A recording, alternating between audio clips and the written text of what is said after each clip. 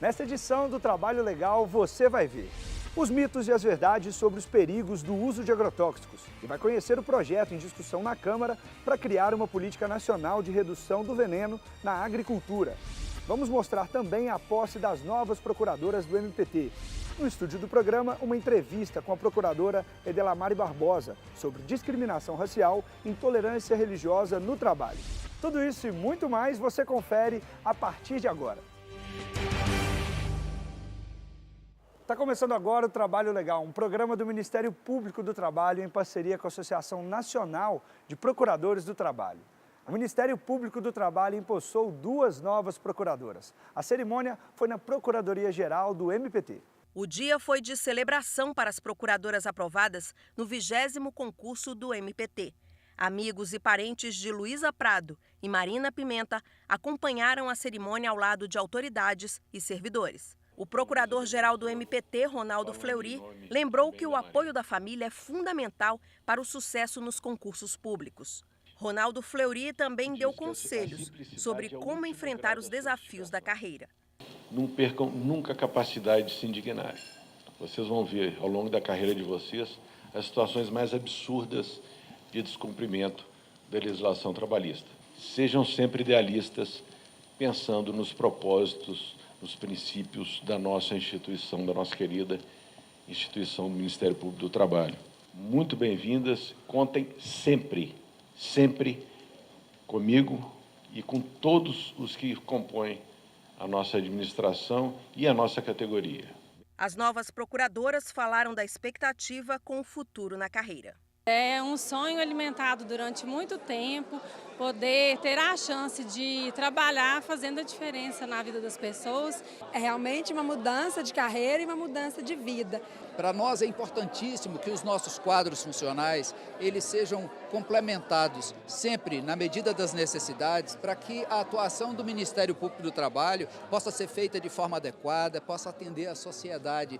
A cada 3 dias, uma pessoa morre no Brasil vítima de intoxicação por agrotóxico. A gente já mostrou aqui no Trabalho Legal que o projeto de lei aprovado em uma comissão da Câmara pode flexibilizar ainda mais o controle desses produtos. Mas um outro projeto que tem o apoio do MPT também está em discussão no Congresso. É o que cria a Política Nacional de Redução do Uso de Agrotóxicos. Porque os agrotóxicos no Brasil são um problema de saúde pública e ambiental no campo e na cidade. Das produções agrícolas para o prato do trabalhador. O Brasil é o maior importador de agrotóxicos do planeta e permite o consumo de pelo menos 14 tipos de substâncias que já são proibidas no mundo por oferecerem comprovados riscos à saúde humana. Em abril, nós mostramos o caso desses trabalhadores que foram intoxicados por agrotóxicos em uma plantação de soja próxima ao Distrito Federal. 4 meses depois, eles ainda sofrem. Até hoje a gente sente muitas coisas, não só eu, mas como o restante da turma. Até hoje eu faço uso de medicamentos, eu tomo muito remédio até hoje, igual vocês estão vendo, muita medicação. Em junho, uma comissão especial da Câmara dos Deputados aprovou o projeto de lei que flexibiliza as regras para o uso de agrotóxicos no país. O projeto ficou conhecido como PL do Veneno e está pronto para ser votado em plenário. Ao mesmo tempo, um outro projeto de lei também tramita na Câmara, só que na direção oposta. É o projeto que cria a Política Nacional de Redução dos Agrotóxicos, a PNARA. A proposta propõe a redução progressiva do uso dos produtos químicos na agricultura, além da promoção de medidas de apoio econômico e financeiro aos produtores de alimentos agroecológicos, orgânicos e de controle biológico. A iniciativa tem o apoio do MPT. O Ministério Público do Trabalho, que tem dentro da sua, no conjunto de suas atribuições a obrigação de zelar para que tenhamos um meio ambiente de trabalho rígido, seguro, protegido, saudável, ele atua visando, num primeiro momento, conter o nível de exposição gravosa que nós já temos hoje, para impedir que isso se amplie. A assessora da Coordenadoria de Defesa do Meio Ambiente do Trabalho do MPT, Karen Frederich, atuou na elaboração do dossiê científico contra o PL do veneno e a favor da aprovação da PNARA. A Política Nacional de Redução de Agrotóxicos vem trazer algumas possibilidades de resolver vários desses problemas, como, por exemplo, ampliando a disponibilidade de produtos de origem biológica. Essa discussão sobre agrotóxicos é cercada de muita polêmica e desinformação. Os nossos repórteres foram às ruas para descobrir as principais dúvidas da população sobre esse tema e também os argumentos de quem defende regras mais flexíveis para o uso desses produtos. A partir de hoje, durante os nossos programas, nós vamos mostrar o que eles descobriram e o que os procuradores do MPT têm a dizer sobre o que é mito e o que é verdade no debate sobre os agrotóxicos.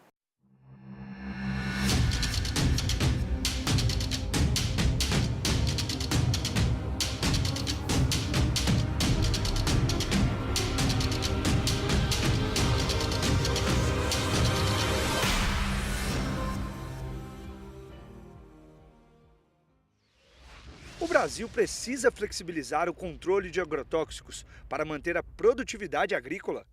O Brasil já usa muito veneno, usa veneno de alto potencial de toxicidade, e o Brasil tem uma produção assim, que é assim, festejada como sendo muito grande. A pergunta que fica é: para que mais veneno?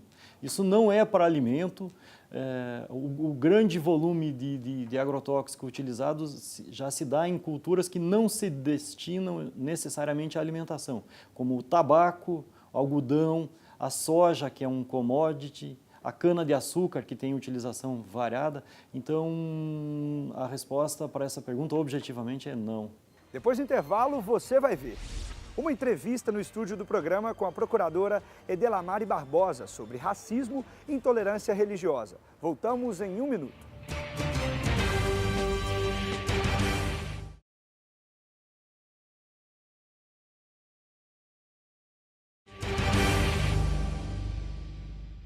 O procurador-geral do MPT, Ronaldo Fleury, recebeu o novo ministro do Trabalho, Caio Vieira de Mello, na Procuradoria-Geral, em Brasília.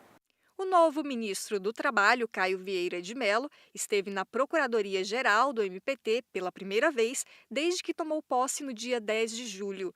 Vieira de Mello foi recepcionado pelo Procurador-Geral do MPT. Essa reunião com o novo ministro do Trabalho ela é muito importante pela proximidade das instituições, né? O Ministério Público do Trabalho, o Ministério do Trabalho são instituições irmãs que têm o mesmo objetivo, que é a defesa dos direitos sociais, que haja uma verdadeira sintonia entre o capital e o trabalho, que é essencial para que tenhamos paz social.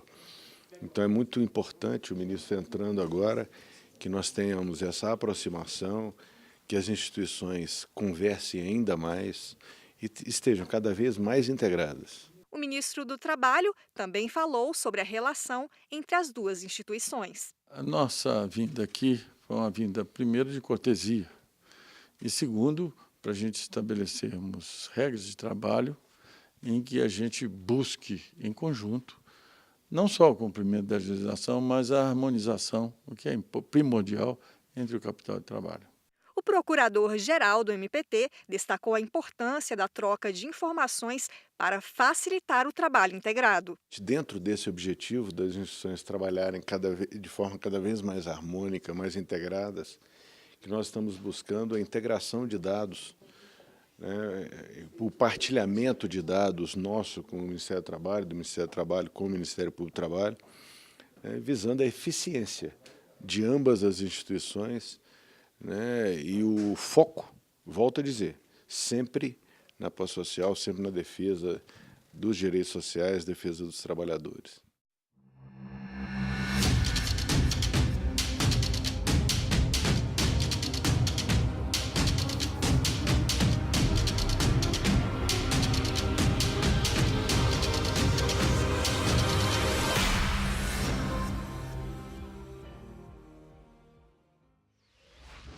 O uso de equipamento de proteção impede a contaminação do trabalhador? Tem sido muito falado por aqueles que defendem essa flexibilização, que a simples utilização dos equipamentos de proteção individual, eles eliminariam esses riscos. Isso é um mito, né? Eles não eliminam, eles minimizam e de forma minimizam muito pouco na realidade. Até porque quando a gente trabalha na proteção do meio ambiente do trabalho, a gente tem que estar sempre preocupado com os equipamentos de proteção coletiva, a gente tem que estar preocupado com a adequação do meio ambiente do trabalho a um meio ambiente seguro e sadio. E não podemos falar no meio ambiente equilibrado, no meio rural, com esse uso massivo de agrotóxicos, né? Até porque a gente lembra que, por exemplo, a norma regulamentadora número 31, ela proíbe que, após a aplicação de agrotóxicos, os trabalhadores entrem naquela área onde foi aplicado o agrotóxico durante um determinado período de horas, exatamente porque demonstrando de que eles fazem mal, eles são nocivos à saúde. Então, a simples utilização dos equipamentos de proteção, eles não eliminam os riscos. Então, o que mostra que os agrotóxicos não deve haver uma flexibilização no controle, na autorização desse tipo de substância, conforme tem sido discutido no Congresso Nacional. Vamos acompanhar agora mais uma entrevista sobre temas importantes da atuação do MPT. A conversa é lá no estúdio do Trabalho Legal. Obrigado, Rafael Augustos. Hoje nós vamos conversar aqui no estúdio com a Subprocuradora-Geral do Trabalho, Edelamare Barbosa Melo, que já está aqui ao meu lado. No fim de agosto, o MPT vai receber especialistas e ativistas do Brasil todo para discutir a questão do racismo e da intolerância religiosa no Brasil e como essa discriminação se manifesta no mundo do trabalho. Doutora, seja muito bem-vinda ao Trabalho Legal. Muito obrigada, eu que agradeço a oportunidade de tratar de um tema como esse num espaço qualificado como este. Antes de falarmos do evento, essa questão da intolerância religiosa é algo, digamos, cultural no país, não é? A questão da intolerância religiosa, ela é histórica e cultural. E parte de todo um processo de negação da participação de um povo na formação da nossa nação, que a Lei 10.639 tenta resgatar com muito pouco êxito, exatamente por questões relacionadas ao preconceito. Né? Então, é sim uma questão histórica, é sim uma questão cultural e é sim uma questão difícil de vencer se não há superação desse preconceito de algo que não se procura conhecer, né? E que parte de todo o processo educacional. Quando eu falo do processo educacional, é educação, tanto formal como a educação familiar, como a educação comunitária, ou seja, no marco muito maior. Ou seja, a educação tem um papel fundamental na superação da intolerância religiosa. Com certeza, com certeza. Você tem que ser educado para conviver, para bem viver. Você tem que ser educado para respeitar o outro.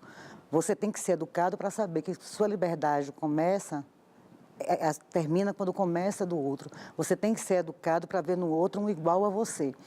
E na medida em que você não vê esse outro como alguém que é igual a você, esse tratamento que você dá em relação ao outro como alguém que não é igual a você, ele vai se manifestar em todos os âmbitos da vida social. Vai se manifestar nas suas relações privadas, vai se manifestar nas suas relações sociais e, fundamentalmente, na sua relação de trabalho. A senhora pode citar alguns exemplos de discriminação, de intolerância religiosa no dia a dia, no ambiente de trabalho? Olha, eu estava conversando antes da entrevista, estava falando, né? Eu pesquisando o tema, eu identifiquei que o maior número de casos relatados de intolerância religiosa acontece no ambiente escolar. E o grande protagonista dessas ações de intolerância religiosa são os professores. Então, você começa logo com um problema. Eu preciso capacitar os professores para a cultura da diversidade, para a cultura da paz, para a cultura da igualdade. Eu não posso ser um professor que entra numa sala de aula e quero impor ao meu aluno os meus valores. Eu tenho que dar a ele um conjunto de opções, de alternativas, para que ele possa, dentro da liberdade dele, vir a decidir aquilo que ele vai adotar. Então, você tem o maior volume de práticas de intolerância religiosa acontece no ambiente escolar por professores em relação ao corpo discente e em relação ao corpo docente. A Lei 10.639, que teve esse objetivo de fomentar a cultura da diversidade, o respeito à história e à cultura que o negro deixou aqui, que está aí, né, graças à resistência das comunidades tradicionais de terreiro, dos quilombos, do movimento negro, ela não vai para diante. Por quê? Porque é exatamente aquele professor que se propõe a falar da história de África, a falar da cultura de África, a falar da religiosidade de África, ele é assediado muitas vezes pela coordenação, pela diretoria ou por um outro colega de trabalho para que o não faça, porque ele está propalando a história, a cultura, né, do demônio, de algo que foi demonializado, é uma história, uma cultura demonializada. O outro grande agente de intolerância religiosa são os vizinhos. Então, os vizinhos. E a maior incidência é com pessoas do gênero feminino. Mas como empregados e empregadores devem se portar no ambiente de trabalho? Dentro da empresa, você empresta ao seu trabalhador a sua força-trabalho. O que eu coloco é a minha força-trabalho, a minha competência, a minha qualificação, a minha eficiência. E eu sou capacitado, qualificado, eficiente, independentemente da minha orientação religiosa, da cor da minha pele, da minha orientação sexual e do meu gênero. O que o meu empregador tem que cobrar de mim é que eu cumpra a obrigação, aquilo que eu me obriguei a prestar a ele dentro da empresa. É isso que ele tem que cobrar de mim. Ele não tem que cobrar de mim que eu negue a minha fé, que eu negue a minha cor, que eu negue o meu gênero, que eu negue a minha orientação sexual para ser vista como um bom trabalhador. E o que é que acontece? Essa é uma realidade? Ela existe. Então, a empresa que exige que seu trabalhador esteja ali para ser visto como alguém eficiente, capacitado e qualificado, pertença a um determinado credo, crença religiosa, ou tenha uma determinada cor de pele, mais clara ou mais escura, ele não está exigindo do empregador aquilo que é o objeto do contrato de trabalho. Então, passa a ser uma relação desigual. E eu não posso, usando do meu poder diretivo, abusar dele para condicionar a prestação do trabalho daquele empregado a esta ou aquela pertença a este ou aquele grupo religioso, sexual, de cor, de gênero, seja lá o nome que queira se dar. O que me interessa enquanto empresário é o seu trabalho.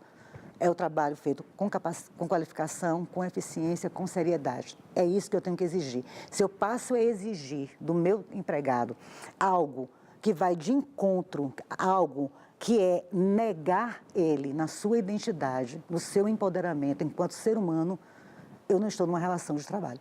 Eu estou em qualquer outra coisa, menos numa relação de trabalho. Até porque pessoa jurídica, o nome está dizendo, pessoa jurídica, ela não tem credo, ela não tem crença, ela não tem cor, ela não tem raça. É uma conjugação de esforços para a realização de um objetivo comum. Eu empresto o meu trabalho para que a empresa cumpra determinada finalidade. Essa finalidade está comprometida, se eu for afro-religiosa, se eu for judeu, se eu for muçulmano, isso nega, diminui a minha capacitação, a minha qualificação, a minha eficiência. O que é que meu empregador tem a ver com o que eu faço do muro da empresa para fora, para manter a minha realidade com a minha deidade, para exercer a minha sexualidade? O que é que ele tem a ver com isso? Onde é que está dito que isso faz parte do contrato de trabalho? Logo depois do intervalo, nós vamos falar sobre o simpósio que vai ocorrer no fim de agosto aqui em Brasília e também vamos trazer mais informações sobre a atuação do MPT no enfrentamento à discriminação racial e à intolerância religiosa.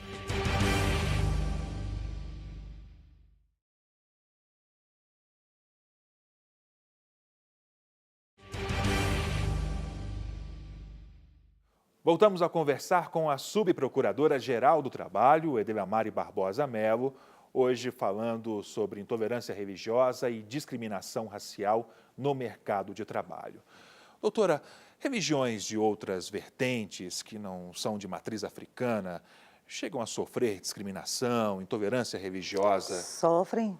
Você tem casos, eu tenho acesso, tive informação de casos em que grupos religiosos, como é que eu diria assim, grupos evangélicos de diferentes igrejas, há a intolerância em relação aos membros de outra. Por exemplo, se eu sou da igreja X, eu exerço pressão para que aquele trabalhador saia da igreja Y para estar na igreja X. Então, existe em relação aos muçulmanos, existe por toda essa questão, esse estigma que se criou a partir do 11 de setembro em relação aos muçulmanos. Existe em relação aos judeus? Existem, também por um estigma que foi criado, cultural, em relação aos judeus. Existe em relação aos católicos? Sim, existe. Existe um caso hoje de uma pastora luterana, da pastora Luz Marina, que pelo simples fato dela houve a destruição de uma comunidade tradicional de terreiro no Rio de Janeiro, ela obteve recursos junto à comunidade dela para poder reconstruir esse espaço sagrado. E ela é vítima de intolerância religiosa. E ela está vindo, inclusive, para esse evento para prestar o depoimento dela em relação a essa questão. Então, a intolerância religiosa, ela não escolhe o credo. É a minha intolerância, é o meu desrespeito, é a minha violência contra você. Agora, existe um acirramento, uma contundência maior em relação às religiões de matriz africana, porque elas foram objetos de um processo de demonialização. Elas foram tudo que foi associado ao negro e ao índio na sua religiosidade e tudo da sua cultura que foi reduzido apenas à religiosidade foi objeto de um processo de demonialização. Então, eles sofrem muito mais do que as outras religiões. Falando agora do simpósio, ele vai ocorrer quando? Um simpósio nacional, ele vai ocorrer no período do dia 28 ao dia 30 de agosto, lá na sede da Procuradoria-Geral do Trabalho. E quais temas vão ser discutidos? A abordagem do simpósio, ele primeiro trata de uma questão geral. Então, nós vamos primeiro discutir as questões, as causas históricas, culturais, antropológicas, sociológicas, econômicas, do racismo e da intolerância religiosa no Brasil. Então, a gente parte do marco macro da questão da discriminação, do racismo e da intolerância religiosa. Passamos para discutir isso no mundo do trabalho, como é que ela se manifesta. Então, quais são as causas do racismo e da discriminação? São essas. Como é que ela se manifesta no mundo do trabalho? É o módulo 2. Módulo 3, como é que isso acontece dentro do espaço público e do espaço privado? Como é que se dá a atuação do Ministério Público Federal, da Defensoria Pública Geral da União? No 2, a gente vai discutir como é que se dá a atuação da Justiça do Trabalho e do Ministério Público do Trabalho. No 4, a gente vai discutir a questão mais em relação aos direitos fundamentais, ao tratamento da liberdade religiosa e da questão racial, da igualdade racial, como um paradigma constitucional nosso que tem que ser respeitado. É exatamente para fazer esse processo de desmistificação. A ideia da oficina de máscara é desconstruir esse processo de demonialização da cultura africana. E oficinas temáticas com temas da área de educação e cultura, saúde, assistência, patrimônio, discriminação no mundo do trabalho. E a questão de documentários das violências gerais que ocorrem em relação ao negro, ao afro-religioso, ao quilombola, dentro desse contexto. Então, do evento, a gente pretende sair com uma relatoria especial, com um documento que sirva para subsidiar, né, a produção de políticas públicas e estratégias para a prevenção e enfrentamento à intolerância religiosa e ao racismo. Nós estamos recebendo acadêmicos do Brasil inteiro, estamos recebendo ativistas do movimento negro, estamos, né, recebendo quilombolas, estamos recebendo membros das comunidades tradicionais de terreiro e o evento vai ter uma abertura bem marcada da cultura afro, né? O evento vai ser aberto com um toque de atabaques, em que a primeira palestra ela vai ser feita, vai haver uma manifestação de um babalorixá, que é babalorixá, mas ele é mestre em estudos afro-religiosos, africanos pela Universidade Federal da Bahia, o babalorixá Riquelme de Exu. E ele vai falar exatamente da importância da comunicação. Exu é o orixá da comunicação e do equilíbrio. Então, ele vai falar, e do movimento, então ele vai falar da importância da comunicação para a prevenção e o enfrentamento à intolerância religiosa e ao racismo. Então, doutora Edelamari, o evento é aberto ao público, é para todos. O evento é aberto ao público, né, aos operadores do direito, aos funcionários e membros de instituições públicas e privadas que trabalham com a questão da intolerância e do racismo e para as pessoas, né, para os membros da sociedade civil que são vítimas desses processos de racismo e intolerância religiosa. Então, está aberto à sociedade como um todo. E as inscrições? As inscrições estão disponíveis no site da Escola Superior do Ministério Público da União. Doutora Edelamari, muito obrigado pela entrevista. Eu que agradeço.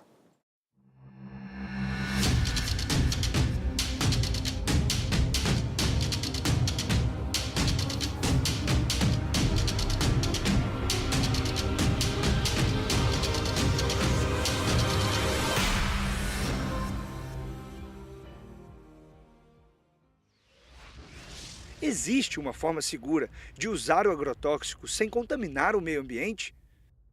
Os manuais indicam prazos a partir dos quais o ambiente estaria protegido. Mas a aplicação do agrotóxico se dá pela dispersão de um produto desenvolvido para matar, para exterminar a vida. E ele não distingue o alvo, então a floresta, os cursos d'água, todos são atingidos. E esses manuais ignoram o fato de que essa aplicação se dá de modo cumulativo ao longo do tempo e alguns desses produtos são transformados em outras substâncias químicas também nocivas. Então tudo isso é ignorado na discussão.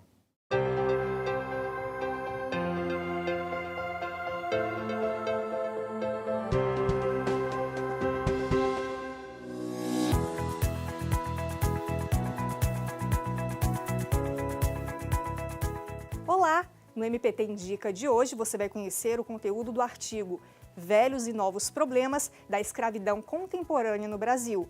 A autora, a Procuradora do Trabalho, Débora Tito Farias. Esse artigo está no livro Estudos Aprofundados do Ministério Público do Trabalho, volume 2. E o título é Velhos e Novos Problemas do Combate ao Trabalho Escravo no Brasil. Eu acredito que o convite veio da minha experiência, porque eu passei quase 3 anos como coordenadora nacional da Coordenadoria de Combate ao Trabalho Escravo, que é a CONAET, e que, na verdade, o trabalho escravo é um problema nacional, porque ele é impulsionado pela ganância, pela miséria, pela impunidade, por questões econômicas que estão no país todo.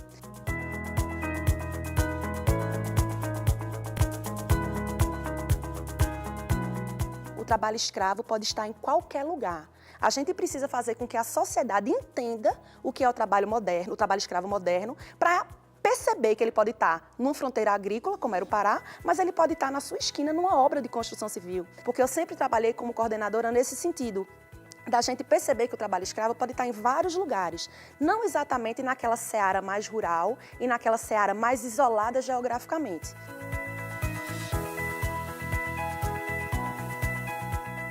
Em Pernambuco, no ano de 2009, nós fomos o 2º estado que mais resgatou pessoas das condições análogas a de escravo. Não existia antes? Existia. Faltava a gente apurar o olhar. O artigo tem essa ideia de trazer essa reflexão para que os procuradores combatam também searas não tradicionais e fazer com que a gente também conscientize a sociedade para entender o problema e realmente tentar erradicá-lo.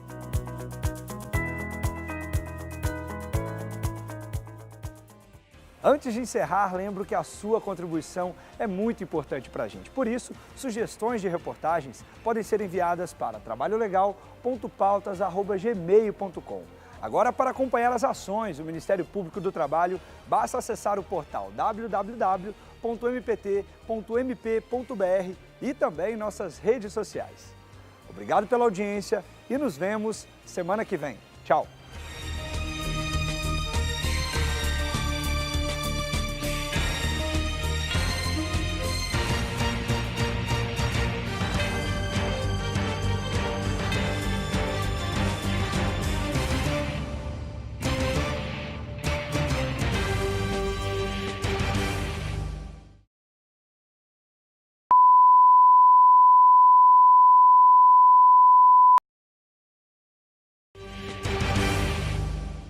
Nesta edição do Trabalho Legal, você vai ver os mitos e as verdades sobre os perigos do uso de agrotóxicos e vai conhecer o projeto em discussão na Câmara para criar uma política nacional de redução do veneno na agricultura.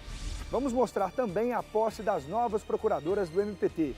No estúdio do programa, uma entrevista com a procuradora Edelamari Barbosa sobre discriminação racial e intolerância religiosa no trabalho. Tudo isso e muito mais você assiste aqui, na TV Justiça.